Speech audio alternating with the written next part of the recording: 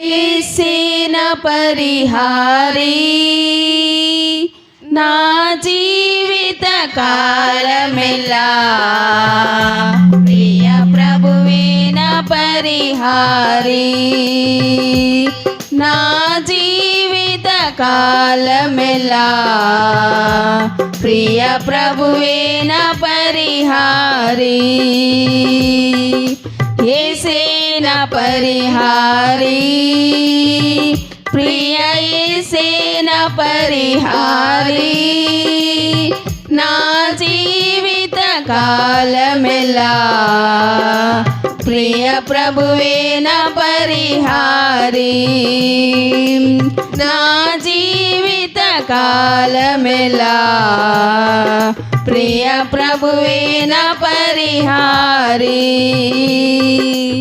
ఎన్ని కష్టాలు కలిగినను నన్ను కృంగించే బాధలను ఎన్ని కష్టాలు కలిగినను నన్ను కృంగించే బాధలను ఎన్ని నష్టాలు వాటిల్లినా ప్రియ ప్రభువే నా పరిహారీ ఎన్ని నష్టాలు వాటిల్లినా ప్రియ ప్రభువే నా పరిహారీ యేసే నా పరిహారీ ప్రియ యేసే నా పరిహారీ నా జీవిత కాలమెల్లా ప్రియ ప్రభువే నా పరిహారీ నా జీవిత కాలమెల్లా ప్రియ ప్రభువే నా పరిహారీ నన్ను సాతాను వెంబడించిన నన్ను శత్రువు ఎదిరించిన నన్ను సాతాను వెంబడించిన నన్ను శత్రువు ఎదిరించిన పలు నిందలు నన్ను చుట్టినా ప్రియ ప్రభువే నా పరిహారీ పలు నిందలు నన్ను చుట్టినా ప్రియ ప్రభువే నా పరిహారీ యేసే నా పరిహారీ ప్రియ యేసే నా పరిహారీ నా జీవిత కాలమెల్లా ప్రియ ప్రభువే నా పరిహారీ నా జీవిత కాలమెల్లా ప్రియ ప్రభువే నా పరిహారీ మణి మాన్యాలు లేకున్నాను మనోవేదనలు వేధించిన మణి మాన్యాలు లేకున్నాను మనోవేదనలు వేధించిన నరులెల్లరూ నన్ను విడచిన ప్రియ ప్రభువే నా పరిహారీ నరులెల్లరూ నన్ను విడచిన ప్రియ ప్రభువే నా పరిహారీ యేసే నా పరిహారీ ప్రియ యేసే నా పరిహారీ నా జీవిత కాలమెల్లా ప్రియ ప్రభువే నా పరిహారీ నా జీవిత కాలమెల్లా ప్రియ ప్రభువే నా పరిహారీ బహువ్యాధులు నన్ను సోకినా నాకు శాంతి కరువైనా బహువ్యాధులు నన్ను సోకినా నాకు శాంతి కరువైనా నన్ను శోధకుడు శోధించిన ప్రియ ప్రభువే నా పరిహారీ నన్ను శోధకుడు శోధించిన ప్రియ ప్రభువే నా పరిహారి, యేసే నా పరిహారి, ప్రియ యేసే నా పరిహారి, నా జీవిత కాలమెల్లా ప్రియ ప్రభువే నా పరిహారి, నా జీవిత కాలమెల్లా ప్రియ ప్రభువే నా పరిహారి. దేవా నీవే నా ఆధారం, నీ ప్రేమకు సాటెవరు, దేవా నీవే నా ఆధారము, నీ ప్రేమకు సాటెవరు, నా జీవిత కాలమంతా నిన్ను పాడి స్తుతించెదను, నా జీవిత కాలమంతా నిన్ను పాడి స్తుతించెదను. యేసే నా పరిహారి, ప్రియ యేసే నా పరిహారి, నా జీవిత కాలమంతా ప్రియ ప్రభువే నా పరిహారి, నా జీవిత కాలమెల్లా ప్రియ ప్రభువే నా పరిహారి. యేసే నా పరిహారి, ప్రియ యేసే నా పరిహారి, నా జీవిత కాలమెల్లా ప్రియ ప్రభువే నా పరిహారి. ఆమేన్. హల్లెలూయా. ప్రభువైన యేసుక్రీస్తు వారి మితిలేని కృపతో ఈ 21వ దిన ఆధ్యాత్మిక కార్యక్రమం మనకు మేము నా ప్రేమపూర్వకంగా ఆహ్వానిస్తున్నా. ప్రభు కృప దీవెన దయ మనకు తోడై నడిపించునుగాక. ప్రియులరా, ఆ 21వ దినమున లేకుంటే ప్రతి శుక్రవారము కుటుంబములో వెలుగై యేసు ప్రభు వారు ఆశీర్వదించిన విధానం, కుటుంబంలో స్థిరపరిచిన విధానమును మనం ధ్యానం చేసుకుంటున్నాం. కనుక ఈ దిన ధ్యానములో మనము సమూయేలు 2వ గ్రంథము 7వ అధ్యాయం 29వ వచనాన్ని ఆధారం చేసుకొని ముందుకు సాగుచున్నాం. సమూయేలు 2వ గ్రంథము 7వ అధ్యాయము 29వ వచనాన్ని నేను చదువుతున్నాను. దయచేసి నీ దాసుడనైన నా కుటుంబము నిత్యము నీ సన్నిధి ఉండునట్లుగా దానిని ఆశీర్వదించము. ప్రభువా, యెహోవా నా ప్రభువా, నీవు సెలవిచ్చి ఉన్నావు, నీ ఆశీర్వాదము నుండి నా కుటుంబము నిత్యము ఆశీర్వదించబడునుగాక. గమనించండి, ఇక్కడ దావీదు ద్వారా పలకపడుచున్న మాట, నీ ఆశీర్వాదము నుండి నా కుటుంబము నిత్యము ఆశీర్వదించబడునుగాక. దేవుని యొక్క ఆశీర్వాదము నిత్యము ఉండేది.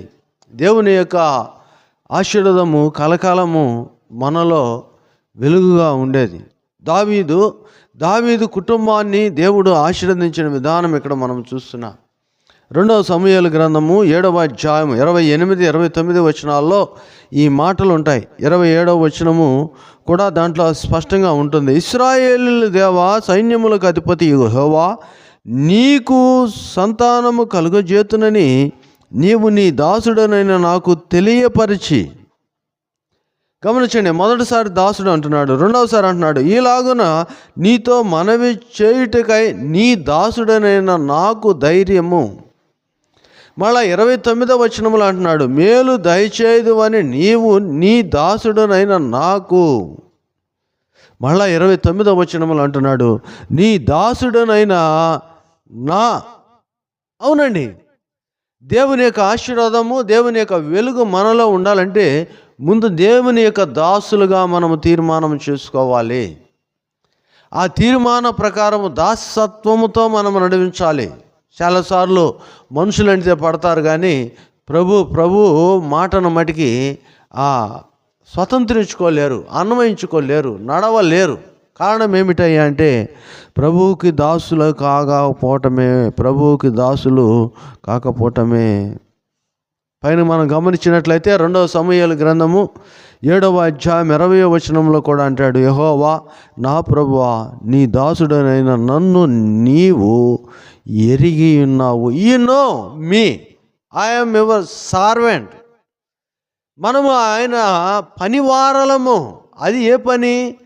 పనోడు జీతానికి పాత్రుడని పౌలు భక్తుడు చెప్తాడు. అవును, ఈ లోకంలో పనికొచ్చినోడు వెళ్ళిపోతాడు, కానీ ఇటువంటి పనివాళ్ళము కాదు. దాసుని పనితనం ఏమిటంటే దాసుడు పనికి చేసి చేతులు కట్టుకొని యజమానుడు ఇంకేమి సెలవిస్తాడా అని చూడాల్సిందే, కానీ నా పని అయిపోయింది అంటానికి లేదు.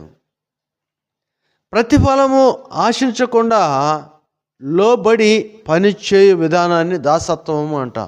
అవునండి, ఒకసారి కొన్నాడు ఆయన, ఇంక నీకు ప్రతిసారి చెల్లించాల్సిన పని లేదు. మన జీవితాలు కూడా అలానే ఉన్నాయి. ప్రభు అంటున్నాడు, మీరు మీ సొత్తు కాదు, విలువ పెట్టి కొనబడిన వారు. నీవు నీ సొత్తు కాదు. యేసు ప్రభువారు తన స్వరక్తం ఇచ్చి నిన్ను కొన్నాడు. పాపపు ఊబిలో నుంచి బయటికి తీసుకొచ్చింది నిన్ను ఆయన దాసునిగా ఉండమని, కానీ ప్రతిసారి నీకు కూలి ఇమ్మని కాదు. చాలాసార్లు మోసపోతున్నారు సేవకులు కూడా. ఏదైనా సందర్భం వచ్చి ఎవరన్నా పరామర్శించటానికి వెళ్ళవలసిన విజిటింగ్ అవర్ ఉందనుకోండి, వారి బలహీనతలో నుంచి లేవనెత్తటానికి, వారికి ప్రార్థించటానికి వెళ్ళినా ఆ ఇంటి వారో లేకపోతే ఆ ప్రక్కన ఉన్న వాళ్ళు చెప్పే మాట ఏంటంటే, పనివాడు జీతానికి పాత్రుడు కదా, ఈ కానుక తీసుకొని. కానుక కోసం సేవకుడు రాలా. నీ జీవితంలో ఉన్న ఈ యొక్క కష్టమును, నీ జీవితంలో ఉన్న నష్టమును తీర్చడానికే వచ్చాడు. గమనించండి, జీతగానిగా పనివాణ్ణిగా సేవకుని చూసే అంత గొప్ప స్థితిలో నీవు లేవు. చాలామంది సేవకులు కూడా ఏమి దొరుకుతుందా అని ఎదురు చూస్తున్నారేమో. నీవు దేవుని పనివాడివి, నీకు సమృద్ధి కలుగు చేయవాడు నీ యజమానుడు సజీవుడైన యేసుక్రీస్తు. ఆయన పని నిమిత్తం నువ్వు వచ్చావు, నీ పోషణ ఆయన చూస్తాడు. ఆకాశ పక్షులను చూడుడి, అవి విత్తవో కోయవు, నీ తిండి తక్కువ కాదు, నీ ఒంటి మీద వస్త్రము ఎప్పుడు పాతగిలదు. అది సేవకుని యొక్క గొప్పతనం. ఎవరో ఇచ్చేదాని మీద ఆధారపడాల్సిన పని లేదు. వాళ్ళు ప్రేరేపించబడిస్తే దేవుని సేవలో వారు నీ ప్రార్థనలో ఆశీర్వదించబడితే తప్పకుండా నీకు ఇస్తారు. ఆ సందర్భం వేరు. కానీ ఇక్కడ నేను జ్ఞాపకం చేసే మాట ఏమనగా, నీ కుటుంబము ఆశీర్వదించబడటానికి కారణం ఏమిటనగా, నీవు ముందు ఆయన దాసునిగాను దాసురాలుగాను మారవలసి వచ్చింది. అనగా నీ వ్యక్తిగత జీవితంలో కానీ నీ కుటుంబ జీవితంలో కానీ ప్రభువు ఉండాలి. ఉన్నాడు. ఎంతవరకు ఉన్నాడు అంటే, ఇంటి బయట ఆ క్రైస్తవ నామధేయములో ఉన్న నిలయమని మాత్రమే ఉందా? లేదు, నీ దారబంధనంపై యేసుక్రీస్తు ఈ గృహమునకు ఆధిపత్యం అని ఉందా? లేదు, నీ ఇంటిలో యేసు ప్రభు వారు ఆ డైనింగ్ టేబుల్ దగ్గర శిష్యులతో కలిసి కూర్చొని ఉన్న ఆ డావెన్సీ గారు ఇచ్చిన డావెన్సీ ఫోటో ఉన్నదా? చాలామంది ఈ లిమిట్స్లోనే ఉంటారు, ఈ యొక్క పరిధులలోనే ఉంటారు. ఇంటి ఆ ద్వారబంధనం మీద యేసు ప్రభు అధిపతిని, లేకపోతే ఇంట్లో భోజనపు బల్ల ఫోటో ఒకటి, ఇంతవరకే ఉంటుంది. కానీ దేవునికి దాస్యత్వం అనగా ఆయన తప్ప వేరొక మాట కానీ వేరొక స్థితి కానీ నీ గృహములో ఉండకూడదన్న మర్మానికి రాలేరు. కనుకనే దావీదు కుటుంబం ఆశీర్వదించబడటానికి, నిత్యము ఆయన సన్నిధి ఆయన కుటుంబములో వెలిగించబడటానికి కారణమేమనగా, మొదట ఆయన దాసునిగా తన్ను తాను దేవునికి అప్పగించుకొనుచున్నాడు. ఆ దాసత్వములో ఆయన చేతి నీడలో ఆయన ఇంటిలో నాకు సంతానము, ఆ సంతానము కూడా దీవించబడు భాగ్యమని ఈ మాట సెలవిస్తున్నాడు. కనుకనే దావీదు సమీకరించిన కూర్చిన యొక్క సామెతలలో కూడా మనము చూస్తాం. సామెతల గ్రంథము 128వ కీర్తనలో, నీ లోగిట నీ భార్య, నీ భోజనపు బల్ల చుట్టూ నీ పిల్లలు ఎలా ఉంటారంటే నిత్యము జీవించే నిత్యము వర్ధిల్లే ఒలీవ మొక్కల వలె అభిషేకించబడిన అభిషేకించుటకు ఉపయోగపడే, అది వారికి ఉంది, ప్రభువుకి మహిమకరముగా ఉంది, ఇతరులకు మేలుకరముగా ఉంది. ఏంటి? నీ కుటుంబం. కనుకనే ప్రియ సహోదరుడా, సహోదరి, ప్రభు యొక్క వెలుగులో ఈ దినమున నీ కుటుంబం వెలిగించబడాలని, ప్రభు వెలుగులో నీ కుటుంబము దీవించబడాలని, ప్రభు చుట్టూ నిన్ను ఆశీర్వదిస్తూ నీ ప్రభు ఎప్పుడు ప్రభు వెలుగులో వర్ధిల్లాలని దావీదు ఈ మాటలు మనకు జ్ఞాపకం చేస్తున్నాడు.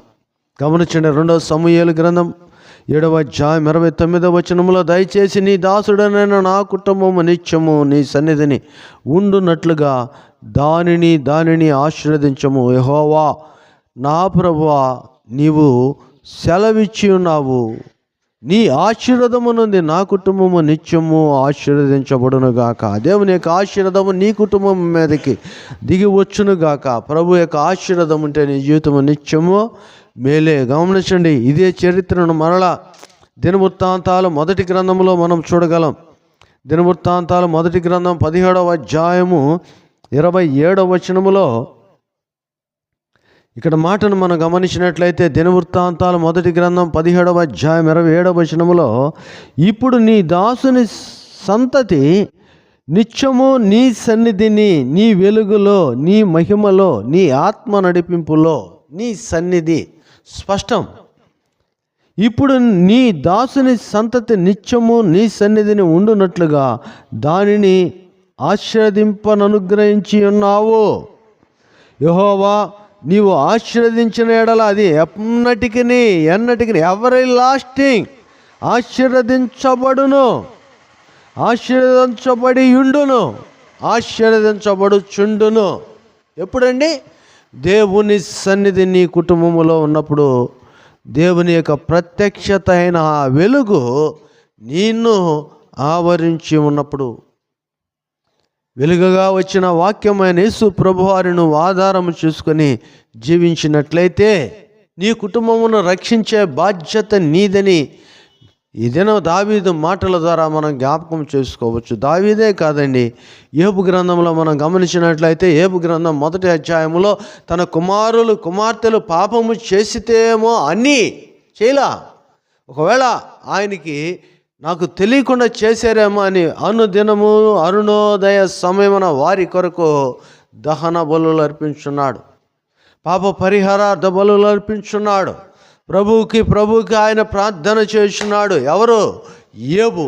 తనను తన కుటుంబమును కాపాడుకొనుటకై దేవుని చేతికి అప్పగించబడిన ఆ యొక్క మహిమకరమైన స్థితిని తన కుటుంబము కొరకు యోబు సంతరించుకున్నాడు. ఈరోజు నీవు ఎలా ఉన్నావు? నీ పిల్లలు ఎలా ఉన్నారు? నీ కుటుంబం ఎలా ఉంది? నీ యొక్క భార్య ఏ విధముగా ఉన్నది? నీ బిడ్డలు ఏ విధముగా ఉన్నారు? ఆలోచించండి. నీ భర్త ఏ విధముగా ఉన్నాడు? నీ తల్లిదండ్రులు ఏ విధముగా ఉన్నారో ఒక్కసారి ఆలోచించండి. యోబు తన కుటుంబాన్ని మళ్ళా పొందుకోవటానికి కారణమేమనగా, ప్రభు యొక్క దాసునిగా ఉండి పాపం మెరుగక దేవుని యొక్క వెలుగులో ఇప్పుడైతే నేను కన్నులారా చూస్తున్నానన్న స్థితికి చూడగలిగిన కన్ను పొందుకొని ఆయన కుటుంబాన్ని ఆశీర్వాదకరంగా నడిపించుకున్నాడు. వీళ్ళారా గమనించండి, యెహోషువాని మనం బాగా ఎరిగి ఉన్నాం. యెహోషువ కూడా అంటున్నాడు, నేనును నా ఇంటిని వారును. మీరు ఏమన్నా కానీ నాకు ప్రక్కన పెట్టండి, నేనును నా ఇంటి వారును ప్రభుతో ఉండాలి, ప్రభు వెలుగు మాలో ఉండాలి. ఈ యొక్క ఆలోచన నీకుందా? ఈ యొక్క స్థితి నీకున్నదా? ఈ యొక్క ధన్యత నీకున్నదా? ఈ యొక్క మేలుకరమైన స్థితి నీ కుటుంబానికి నువ్వే కల్పించాలి. నేనును నా ఇంటి వారును. ఇంకా ఒక అడుగు మనము వెనకేస్తే, మోషే ఇశ్రాయేలీని నడిపించడానికి దేవుడు పిలిచినప్పుడు, ఆ పిలుపు విని ఆయన పరిచర్యకు వస్తున్నప్పుడు, ఇశ్రాయేలీల ఎద్దకు పోయి నడిపించినప్పుడు ప్రభు యొక్క ప్రత్యక్షతకు లోనైన ఇక మోషే భార్య ఏం చేస్తుందంటే, సిఫోరా తన కుమారులు ఇరువురిని తీసుకొచ్చి సున్నతి చేయించుచున్నది. జ్ఞానవంతురాలు తన ఇంటిని కట్టునన్న మాట ఆ బిడ్డ ద్వారా మనం చూడగలం. అవునండి, మోషే దేవుని పనిలో ఉన్నాడు. తన కుటుంబము ఆయన్ని వదిలి వెళ్ళకూడదని దేవునిలో వారందరూ ఉండాలన్న దృక్పథంతో ఆ ఇల్లాలు, ఆ యొక్క స్త్రీ సిఫరా గారు ఆ కుమారులు ఇరువురికి ఈదులా లేకుంటే అబ్రహాముతో దేవుడిచ్చిన ఆ యొక్క సాంగత్యమును పొందుకుంటున్నారు. ఇంకొద్దిగా మనం వెనక్కి వెళ్ళినట్టయితే మన పితరుడైన అబ్రహాము గారిని చూడవచ్చు.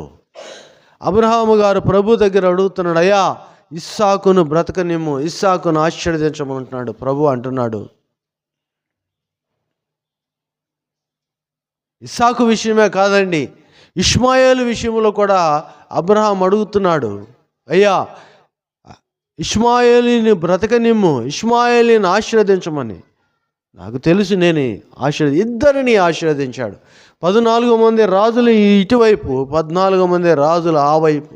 ఈరోజు వారు కొట్టుకునే స్థితిలో ఉన్నా కానీ ప్రపంచం మొత్తం అబ్రహాము సంతానానికే అప్పగించబడ్డది. ఒకరినొకరు అర్థము చేసుకోలేని పరిస్థితిలో ఉన్న ఒక రోజు అందరూ ఏకం కావాల్సి వస్తుంది. పిల్లారా గమనించండి, అబ్రహాముకి ఇక్కడ కుటుంబముపై ఉన్న భారము, బిడ్డలపై ఉన్న భారం, మోషే భార్యకి సిఫోరాకు కుటుంబం ఏళ్ళ ఉన్న బాధ్యత, యెహోషువకు కుటుంబం ఏళ్ళ ఉన్న ఆసక్తి, ఈరోజు దావీదుకి దేవుడిచ్చిన యొక్క గొప్ప ధన్యత, నా సన్నిధి. దేవుని యొక్క వెలుగులో, దేవుని యొక్క సన్నిధిలో నీవు ఉంటున్నావా? ఉంటే ఇంతకంటే ధన్యకరమైన జీవితం ఏమీ లేదు. ఒకసారి ఆలోచించు, నీ కుటుంబం ఎక్కడున్నది, నీవెలా జీవిస్తున్నావు? దేవుని యొక్క వెలుగులో ఉండాలని, దేవుని యొక్క ఆశీర్వాదంలో ఉండాలని, ఈ యొక్క ఆధ్యాత్మిక వసంతంలో యొక్క 21వ దినములో నీ కుటుంబం ఆశీర్వదించబడాలని ప్రభు ఉంచిన ఆశీర్వాదము, నిత్యమైన ఆశీర్వాదము, పర సంబంధమైన ఆశీర్వాదములతో ప్రభు నీకు తోడై ఉండాలని ఆశిస్తున్నాడు. మరి నిన్ను, నీ కుటుంబమును నువ్వు ప్రభు దగ్గరికి చేర్చు, ప్రభువులో ముందుకు సాగు. ప్రభు కృప నీకు తోడై నడిపించునుగాక. నీ కొరకు ప్రార్థన చేస్తా, కళ్ళు మూసుకో. ప్రేమగల తండ్రి, కృపగల దేవా, నిత్యమైన ఆశీర్వాదములు ఇచ్చేవారు మీరై ఉన్నందుకు వందనాలు. మీ కృపలో మమ్మల్ని బలపరిచి భద్రపరుస్తున్న తండ్రి, మరి ఒకసారి నిత్యమైన ఆశీర్వాదములకు మమ్మల్ని వారసులను చేసి నాయన కుటుంబ సమేతమైన ఆశీర్వాదముని ఈ దినమున బిడ్డలకు అందించమని, మీ మేళ్ళు దయచమని, నాయన సర్వ సమృద్ధిలోనికి నడిపించమని యేసు నామమున అడుగుచున్నాము తండ్రి, ఆమేన్. తండ్రి, కుమార, పరిశుద్ధాత్మ త్రియక దేవుని సకలమైన దీవెన బిడ్డలకెల్లరికను ప్రభు నిత్యము తోడై మేలుకరమైన తన ఆశీర్వాదపు వెలుగులో కుటుంబ సమేతమైన ఆశీర్వాదములతో నడిపించునుగాక. ఆమేన్. హల్లెలూయా.